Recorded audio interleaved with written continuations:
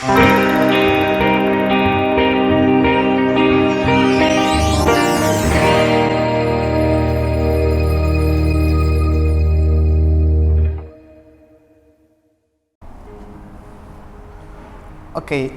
la pregunta es, ¿La Biblia respalda la pena de muerte? ¿la Biblia respalda la pena de muerte? Es una pregunta bastante interesante. ¿Por qué? Porque la mayoría de gente piensa o sabemos hoy en día que Dios es un Dios de amor. Y un Dios de amor no mata. Sin embargo, la pena de muerte, ¿en qué tipo de casos?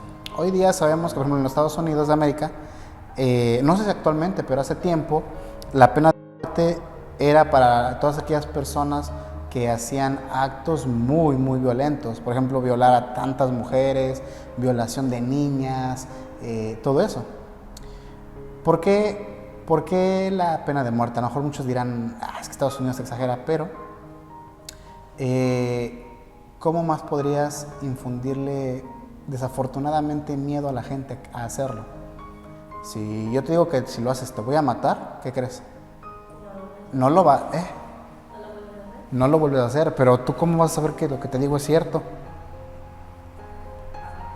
Exactamente, hasta que la gente ve que realmente está matando a las personas, es como sucede. Dios hace eso, híjoles, es que para eso se requiere leer bastante la escritura.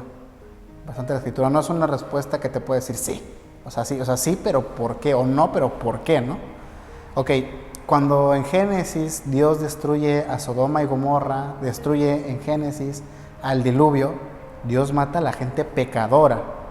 Entre los pecados fuertes hay pecados, dice la Biblia, pecados de muerte, pero muerte, ¿qué tipo de muerte? Que estamos hablando del Nuevo Testamento, pero en el Antiguo Testamento estábamos regidos bajo la ley. ¿Cuál ley? ¿La ley de Dios o la ley del pecado? Desafortunadamente estábamos regidos por la ley del pecado, pero no sabíamos. No sabíamos hasta que llegó la ley. Éxodo capítulo 20, Dios le da los mandamientos a Moisés y dice no matarás. Nada más decir la ley, no matarás, pero en caso de matar, ¿qué se requiere? ¿Qué va a pasar si mato? Bueno, en Levítico, en el libro de Números, Éxodo, no me acuerdo bien en Éxodo, pero creo que en Levítico sí, dice que se tiene que aplicar la ley de ojo por ojo, diente por diente. Si tú matas, tienes que pagar con tu vida. Si tú violas, es pena de muerte. No te van a violar. sería como respaldar el mal con más mal. ¿Por qué tan drástico y por qué la muerte, no? ¿Por qué quitarle la vida a alguien por un acto realizado? Bueno, hoy día sabemos que para quitar el mal se tiene que extirpar de raíz. Por ejemplo, cuando uno tiene un tumor, cuando hoy día hay una enfermedad que es muy dañina en el ser humano, es más la misma hierba. Por ejemplo, aquí en México el pasto hay diferentes plantas que uno las arranca. Imaginemos que el pecado son esas hierbas. Entonces, sí, ya, quitas el pecado. ¿Cómo quitas el pecado? Con un castigo. ¿Qué será un castigo? Lo que hoy día pasa, la cárcel, etcétera, ¿no? Tantos años de pena, tantos servicios sociales, etcétera. Pero la raíz sigue. Y tarde que temprano va a volver a brotar esa raíz, esa hierba mala, ese pecado volver a brotar. Bueno, entonces, ¿qué hace el Señor? Yo quiero que aprendan que ustedes son diferentes. Yo quiero que ustedes entiendan que ustedes son especiales. No tienen que comportarse como las demás naciones. Ustedes tienen que ser diferentes, tienen que demostrar que son mi pueblo. Que con ustedes no hay violaciones, que la gente con ustedes puede estar segura. ¿Por qué? Porque todo aquel que tenga un pensamiento maligno, inicuo, ¿cómo se va a pagar? Con la muerte. Exactamente. Exactamente, se paga con la muerte. Por eso en la Biblia dice, es más, dice la Biblia, en Levítico, en la traducción al lenguaje actual, que si un hijo le responde a sus padres, no hace caso a sus padres, no ve por sus padres, merece la muerte. Un hijo, o sea, imagínate, hoy día cuánto chamaco le falta respeto a los papás. Exactamente. Dice también las escrituras, dice, por ejemplo, si tú tienes algo de ti, en ese tiempo hablaba acerca de ganado, de bueyes, vacas, ovejas, burros, ¿no? Entonces dice, por ejemplo, si el asno, depende de la versión, a veces maneja asno, yuntas, etcétera. Pero dice, bueno, si el asno de tu vecino te lo deja a ti, y estando en tu posesión, haz de cuenta que el vecino salió de viaje, de vacaciones, pero no está, te lo dejó encargado a ti. Y en tu presencia, el burro, el asno, se muere, tienes que pagarle a la persona. Haz de cuenta, tú me dejas a mí a cargo tu burro, yo te tengo que pagar a ti. Y aparte de eso, yo te tengo que dar un burro. ¿Por qué? Por las molestias. O, en este caso, dice, no, pues hay que ver, si el burro te lo dejó enfermito, no tienes por qué pagarle. Al contrario, él tiene que darte a ti por cuidarle al animal enfermo. En las relaciones sexuales, ¿no? Hombres que tenían relaciones sexuales con mujeres que no fueran su esposa, tenían que pagar. Si los sorprendían en adulterio, la pena era pena de muerte, tenían que apedrearlos hasta morir. ¿Por qué? Porque imagínate, y a lo mejor muchos dicen, no, pero qué extremista. Pero imagínate tú ser una persona que dice, ay, es que, pues, ¿qué se sentirá? Bueno, a lo mejor no nosotros, ¿no? Pero la gente hoy en día siempre ha pasado así, porque así es el ser humano. El ser humano llega un momento en el que piensa, cuando ya está muy corrompida su mente, piensa, bueno, ¿qué se sentirá tocar a alguien? ¿Qué sentirá tocar a alguien que no sea mi esposa? Ay, esa chica está bonita, la voy a tocar. No puedo. Pero ya estando en el momento le vale gorro. O sea, a él lo que le interesa es satisfacer sus deseos. Gálatas capítulo 5, ahí dice los malos deseos de la carne. Apocalipsis dice que todos los que no dominen sus malos deseos pues no podrán entrar al reino de Dios. Los fornicarios, los adúlteros, así dice. No domina sus deseos. En primera no los domina porque no conoce la ley de Dios. Y aunque la conociera, para él está antes sus deseos que la ley del Creador. Entonces va y viola a alguien. O sea, viola a esa chica. Bueno, ¿qué tiene que hacer en la antigüedad? O sea, o con una chica cometa adulterio, quiere saber qué se siente tener relaciones sexuales con otra persona. Ahí no se pagaba con la muerte directamente. Recuerdo haber leído, que tengo que admitir que últimamente no he leído el Levítico, pero recuerdo haber leído que la mujer tenía que ser sorprendida en el acto. Tenía que ser sorprendida en el acto. Y moría tanto ella como la persona con la que se acostaba. Y tenían que ser sorprendidos en el acto. Si nada más era su posición de mí, es que a mí me huele a que tú me fuiste infiel, tenía yo que llevarte al sacerdote, el sacerdote tenía que orar, tenía que hacer una respuesta de Dios, tenía que bañarte, creo, o ponerte o que te comieras unas hierbas, si te hacía mal o algo así, no recuerdo muy bien ahorita la verdad el castigo y no tengo ahorita la cita bíblica. Pero tenía que demostrarse. Si se demostraba, obviamente todo con dirección de Dios, que era falso, yo tenía que pagarte a ti como mi esposa, o tú tenía que pagarte por difamarte, por darte mala fama. Exactamente. En caso de ser verdaderamente, y tú lo admites, pero tú dices es que la verdad fue un error, y te arrepientes y todo eso, tú tenías que pagarme a mí. Y yo era el que decidía si quería quedarme contigo. Haz de cuenta como si fueras un objeto. Porque perdías tu valor como ser humano. Como un animal. La gente pasaba, si lo quieres ver, la gente vendría a valerlo de un animal. ¿Por qué como un animal? Pues los animales actúan así. Lo leímos en Romanos. Actúan conforme a sus instintos. no quieres que te traten como animal, no actúes conforme a tus instintos. Pero esa es la pena de muerte, respaldada por el Antiguo Testamento. ¿Qué pasa hoy día? Muchos se respaldan que Dios es amor, que Dios perdona. ¿Por qué? Porque Juan, me parece que es en el capítulo 8 o 9, hay una mujer que la sorprenden en adulterio, y van y se la avientan a Jesús. Esta mujer fue sorprendida en adulterio. Y Jesús callado, se agacha y empieza a escribir.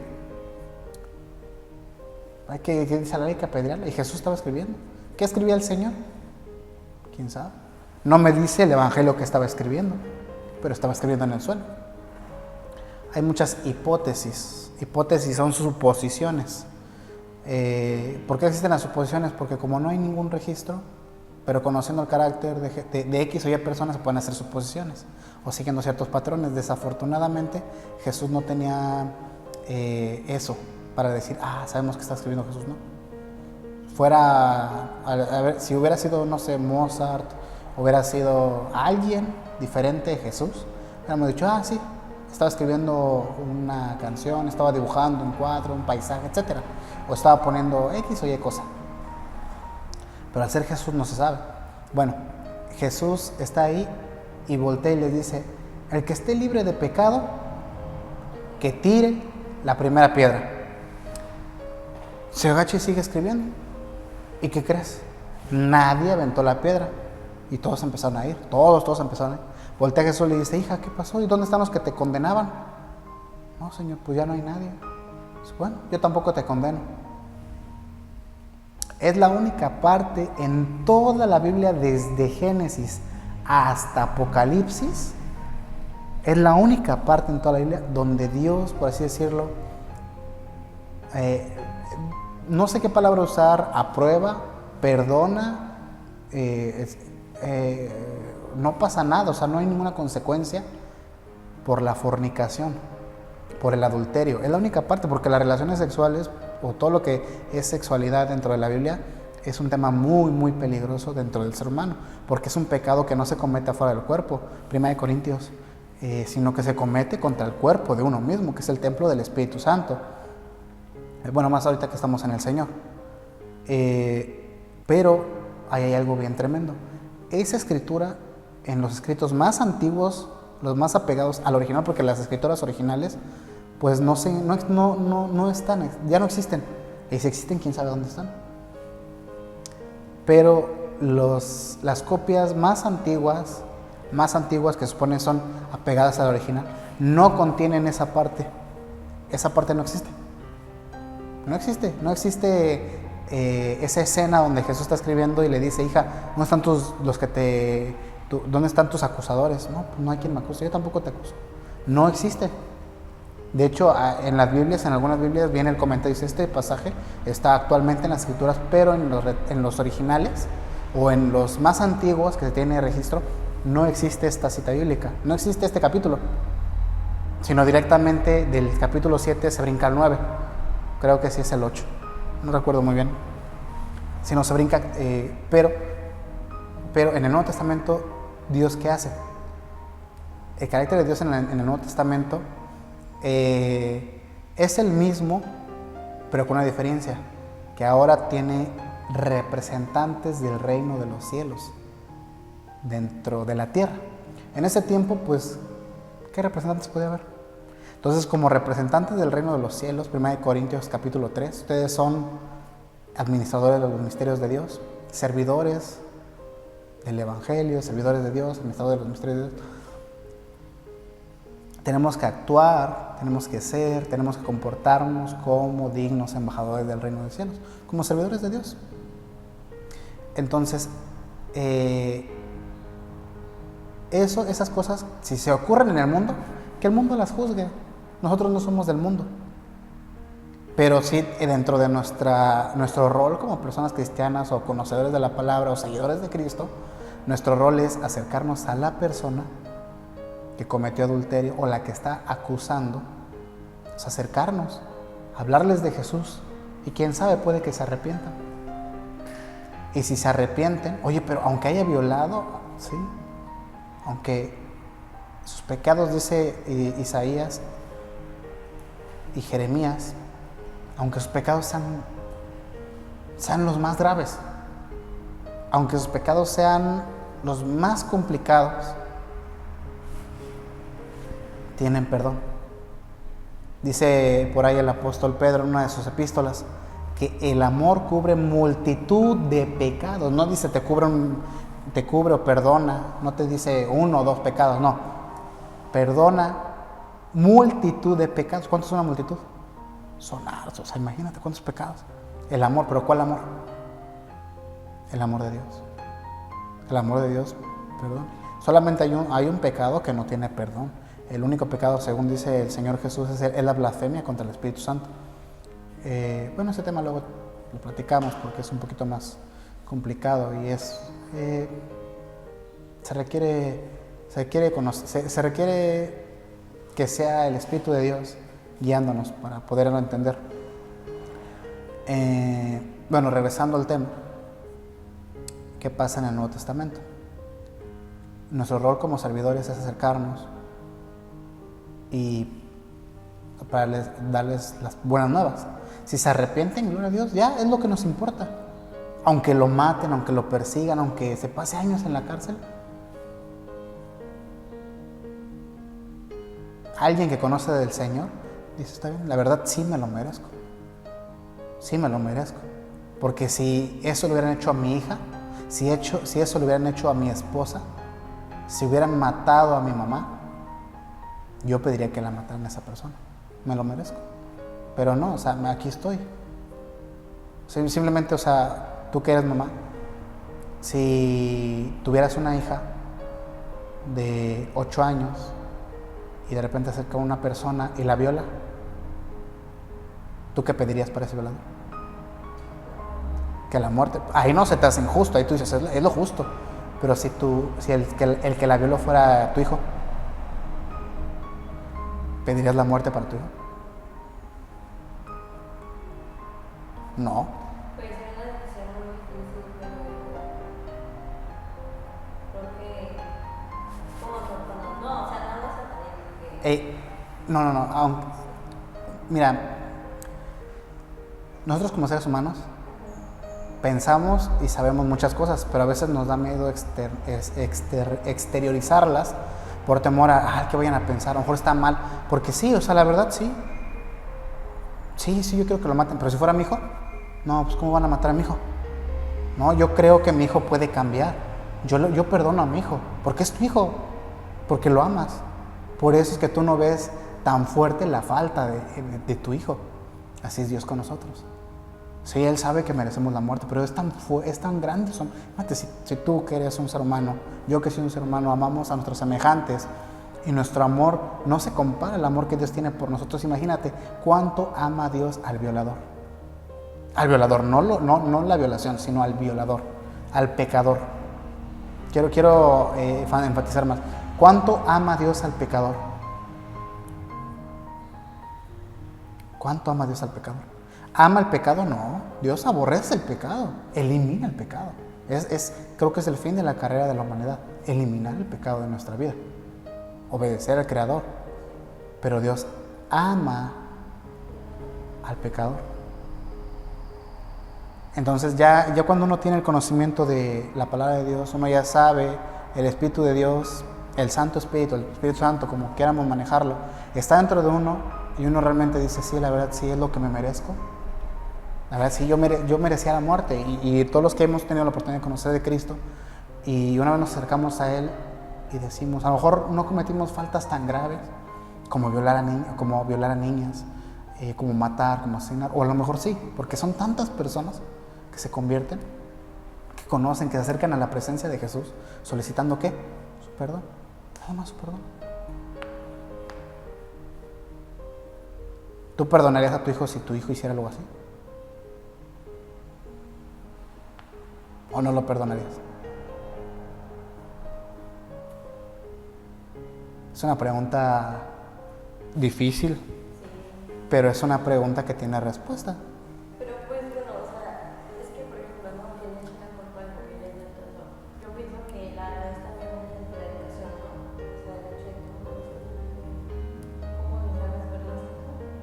Sí, pero acuérdate que el pecado está a la puerta.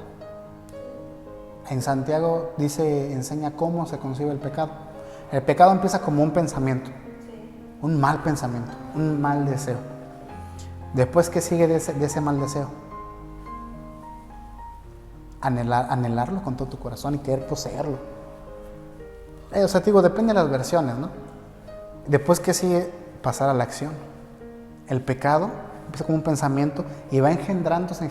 Claro, si yo permito que ese mal pensamiento se apodere, crezca,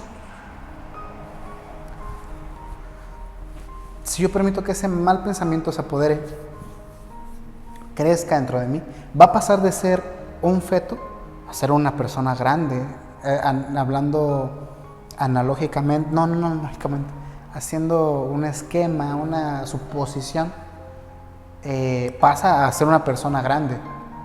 Y cuando el pecado es más grande que tú, o sea, es más grande el deseo que nuestra voluntad, nos domina y cometemos el pecado. Y una vez que el pecado es concebido es que es realizado, la consecuencia es la muerte.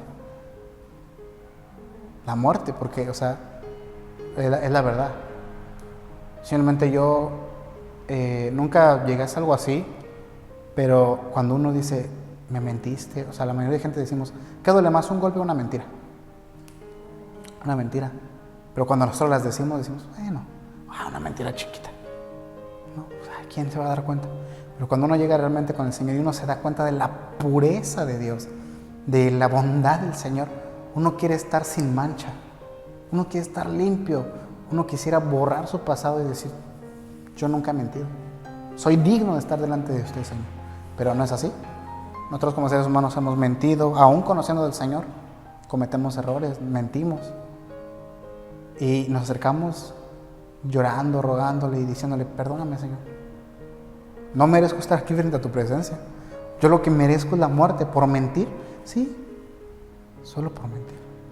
Porque la mentira se puede decir, es una mentirita.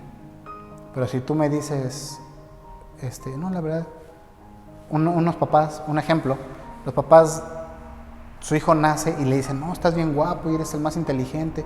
Y su hijo empieza a sacar 6, 7 de calificación. Papá, ¿soy burro? No, hijo, tú eres el más inteligente. Siguen pasando los años, pero también los papás no ponen atención en el niño. Y para ellos sigue siendo el niño perfecto. Oiga, señor, pero es que su hijo le sacó la lengua a su compañero. No creo, mi hijo no es así. No. Es mi hijo, no puede hacerlo. Pero realmente no, porque los papás así son, desafortunadamente. No quieren ver los errores de sus hijos. Siempre están para ver errores en los demás. Y si ven los errores de los hijos, los ven con una actitud muy, muy dominante. Y empiezan las comparativas. Es que si ve a tu compañero, cómo él sí saca 10. Y eso pues le duele al hijo. Dicen, es que nadie nos enseña a ser padres. ¿Cómo no? La Biblia nos enseña a ser padres. Pero bueno, regresando a la pregunta. ¿Dios permite la muerte de las personas malas? Sí. No tanto en el Nuevo Testamento. ¿Qué respalda eso en el Nuevo Testamento? En el Nuevo Testamento, 2 de Corintios, el apóstol Pablo, hay un caso de inmoralidad sexual. Hagamos hincapié, inmoralidad sexual. No, es en 1 de Corintios. Sí, en 1 de Corintios, me equivoqué, es en 1 de Corintios. Una inmoralidad sexual. ¿Cómo es posible que alguien de entre ustedes tenga como esposa a la mujer de su padre? Es muy sencillo y la mayoría de la gente lo leemos y decimos, sí, pues sí. Pero pasa hoy día, o sea, él se había casado o tenía como mujer a la esposa de su padre. No, dice su mamá, es decir, que para empezar el papá se había vuelto a casar. Ahí hay un error. Luego platicamos acerca de lo del matrimonio. Pero bueno, suponiendo, no hay problema, se vuelve a casar el papá. O bueno, a lo mejor murió su mamá y al morir su mamá, pues puede volverse a casar. Eso sabemos que es bíblico, no hay ningún problema, siempre y cuando fallezca la pareja.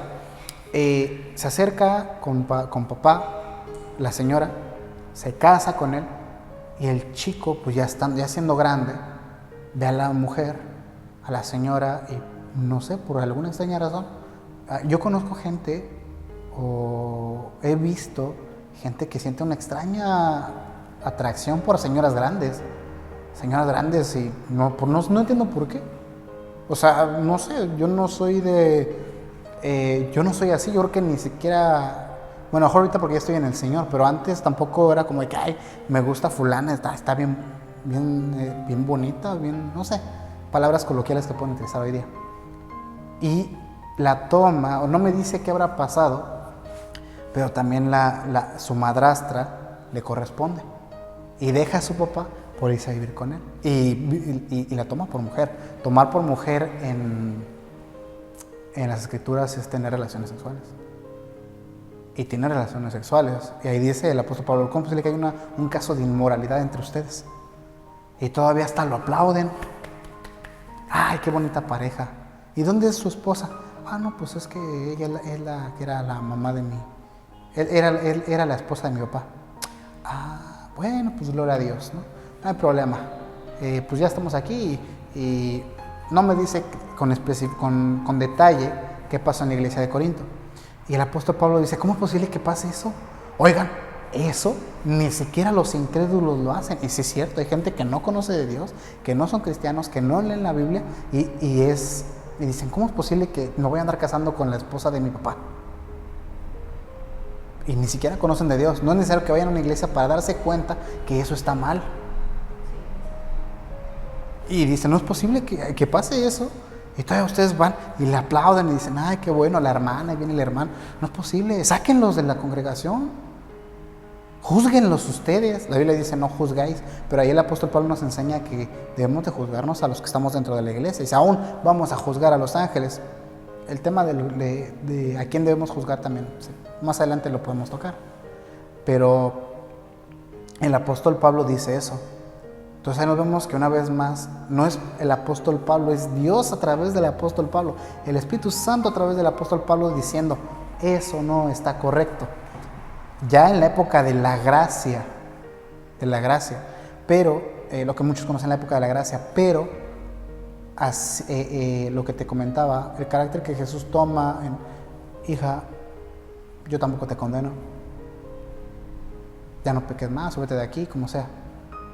Es bastante drástico a los que hemos tenido la oportunidad de leer toda la Escritura, todo el Antiguo Testamento. Nos encontramos que en el Nuevo Testamento Dios no cambia. Yo cuando recién que me convertí decía, es que en el Antiguo Testamento parece que Dios es un Dios enojado, un Dios que muestra su poder y que si aquí me respetan, yo soy un Dios celoso. Cuando llega Jesús nos muestra que Dios es amor. Perdonen para que sean perdonados. Tengan misericordia para que tengan misericordia de ustedes. No, si te dan una bofetada, no voltees, si te pegan en el cachete, no lo regreses, pon el otro para que te vuelvan a pegar. Dice, bueno, yo ahí pensé, bueno, ¿por qué Jesús cambia ahí? Pero no cambia. Uno se da cuenta cuando Jesús siente celos de la casa de su padre y entra con un látigo de cuerda y lo saca todo. Sálganse, morada de víboras, cueva de ladrones. Hipócritas, voy a creer. ¿No? Bueno, ¿qué ustedes qué? ¿También se quieren ir? Le dijo a sus discípulos cuando, Señora, es que esas enseñanzas muy fuerte. No, pues ¿qué? ¿Se quieren ir? Como diciendo, esta es la enseñanza que yo traigo. O sea, Jesús, nosotros no podemos decir eso. Solamente Jesús puede decir eso. Es la enseñanza que yo les traigo. Si no quieren, se pueden ir. Y Pedro le dice, Señor, si nos vamos, ¿quién más tiene palabras de vida eterna? Duelen las palabras de Dios, las órdenes de Dios duelen porque no es fácil. Pero bien lo dijo el apóstol Pedro, son palabras de vida eterna. Entonces, el apóstol. Entonces, eso pasa y pues, el apóstol Pablo le dice a la iglesia de Corinto, sáquenlos, córranlos, júzganlos, que se pongan en orden. No es posible que dentro de la iglesia, dentro del culto, dentro de la congregación, exista este tipo de situaciones. Y hoy día pasa en las iglesias. Yo que he tenido la oportunidad de estar en algunas iglesias, conocer hermanos de varias iglesias, puedo decirte que de 10 iglesias, no más, que de 50 iglesias, en 46 iglesias, 47, si no es que 48 o hasta 49 iglesias, se ven los casos de inmoralidad sexual, ya sea del pastor con la hermana, ya sea la hermana, la pastora con el hermano, ya sea el ministro de alabanza con la jovencita, ya sea fulano con sultano, se ve y no pasa nada. No pasa nada, o sea, es natural. Los jóvenes, las señoritas en la iglesia, para ellos es natural conocerse, tener relaciones sexuales y después, no hay problema. Cuando vienen, por eso el apóstol Pablo le dice en 1 Timoteo, procura que los que estén sirviendo no sean recién convertidos, porque al ser recién convertidos apenas están haciendo la semilla del evangelio en su vida, en su corazón. Todavía traen todo lo que traían, todavía lo traen. El Señor apenas lo está limpiando. Entonces el hombre es muy hábil para hablar y la mujer sigue siendo como Eva. ¿Qué hizo Eva? No, pero independientemente de pecar, ¿qué hizo Eva? Escuchó.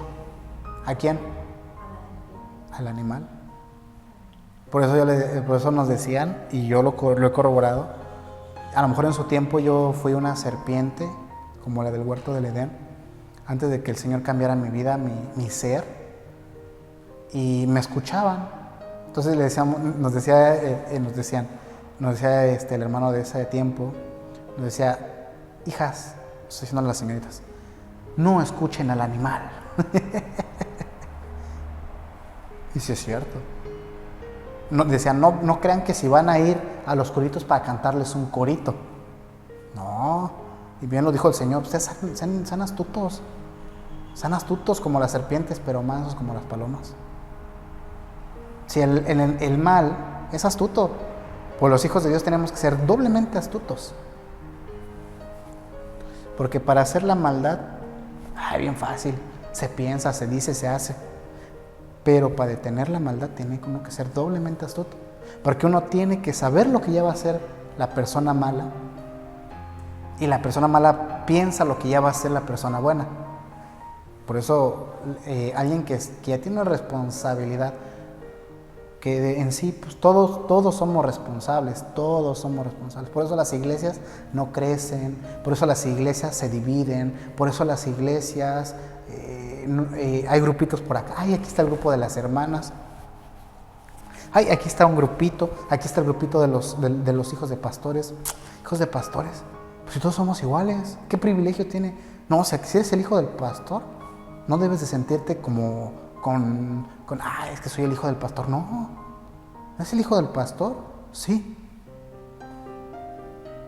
Compórtate como un hijo de pastor. O sea, recto, no. Como se comporta el Señor Jesús. Porque nada más es un encargado.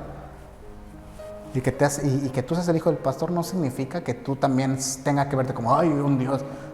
Es que Él es el hijo del pastor. Cuidado con el hijo del pastor. No. Tú eres una persona más. Una persona que necesita ser instruida. El llamado fue para tu papá, no para ti. A lo mejor Dios tiene tu llamado, pero ahorita no es el momento. Yo sé que tú vas a cometer errores y no por eso debo de juzgar a X o Y persona. O dependiendo. Pues te digo que el tema de juzgar a los demás es un tema bien bonito. Está precioso ese tema, pero es un tema bien, bien complejo.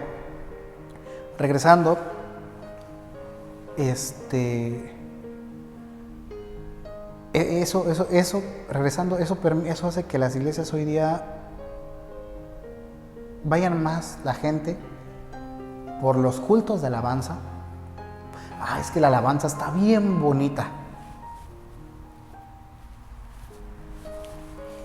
Es que el hermano de la alabanza toca bien bonito, cantan bien bonito.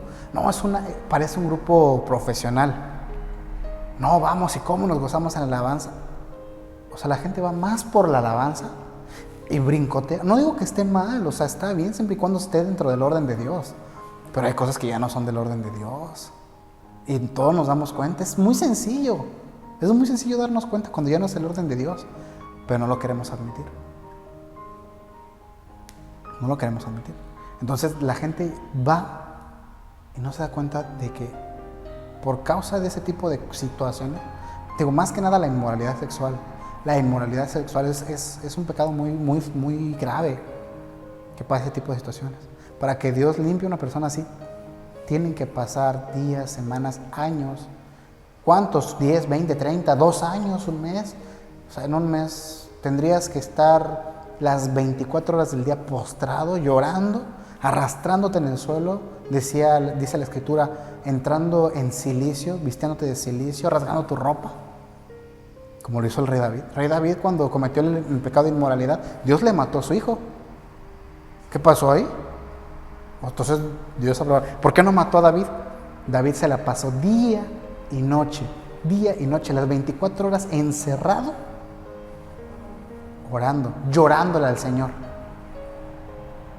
Pero hay hermanos que cometen eso y oran 1 hora, van a los servicios normales, 1 hora de oración, es que el trabajo, o sea, entonces es más importante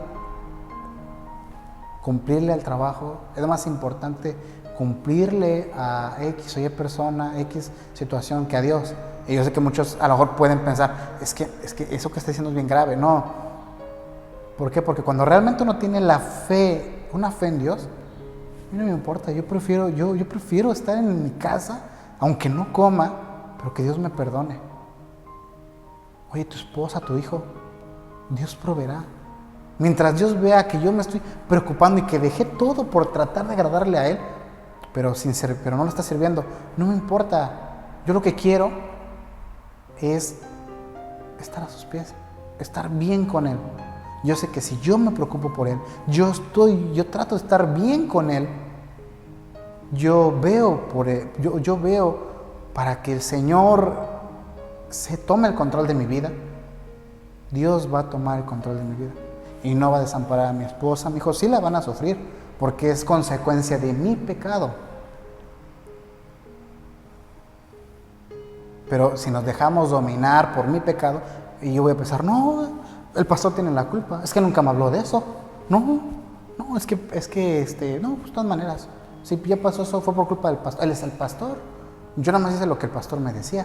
O sea, suponiendo que el pastor fue el que cometió la inmoralidad sexual con una hermana, así, ¿no?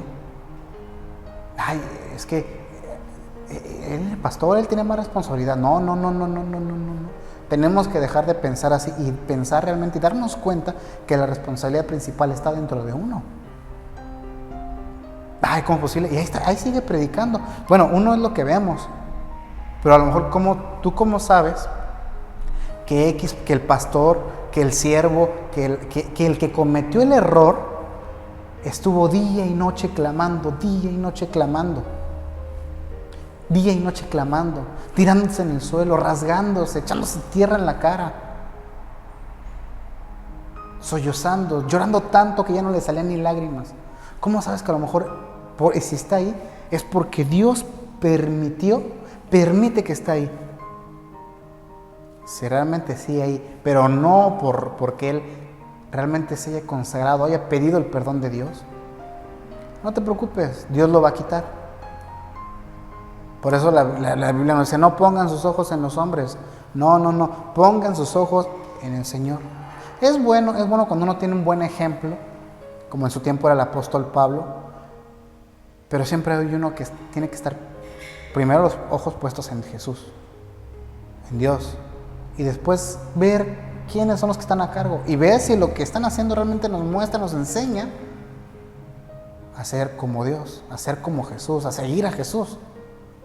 Pero si yo veo que, por ejemplo, el hermano que ya se compró un coche, no, o sea, sí es bueno, porque a veces ayuda para trasladar hermanos, para trasladar cosas, situaciones, pero ya se compró un coche, ya tiene 3 coches, ya tiene 2 casas, y todo está por él, o sea, él hizo su patrimonio. Uno dice, no, pero ¿qué pasó con lo que dijo el Señor? Dejen casa, dejen familia, dejen todo. No dijo, vengan para que tengan casa, vengan para que tengan carro, no. O sea, esas son cosas, cuando uno le sirve a Dios, Dios añade lo que se requiere para la obra.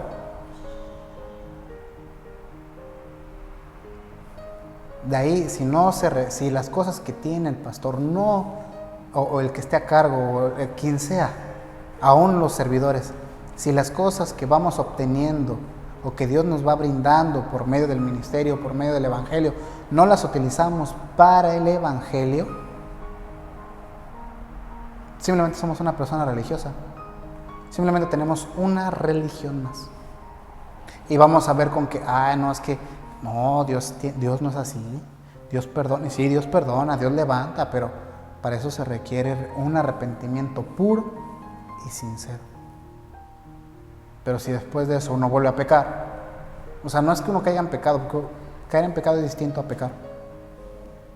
Yo puedo caminar y, me caí, fue un error, perdón, y chocar con alguien, perdóname. Pero si yo voy al día siguiente y vuelvo a chocar con la misma persona, y así durante X tiempo, decir, oye, esto ya no es un error, tú lo estás haciendo a propósito. Es la diferencia cometer pecado a caer en pecado. Ahí, aunque me diga, ¿sabes qué? Pues perdóname. No, pues no. Exactamente. Entonces, eso es lo que habla el Nuevo Testamento acerca de la paga de muerte. O sea, que haya muerte para los violadores, para los secuestradores.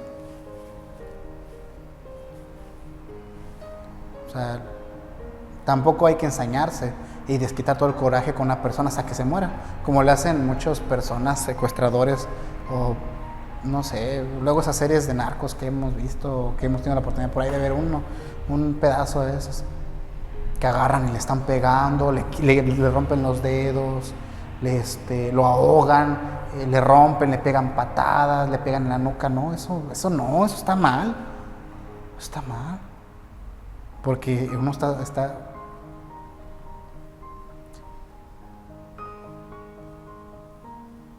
pero eso es Dios permite o está de acuerdo con la sentencia de muerte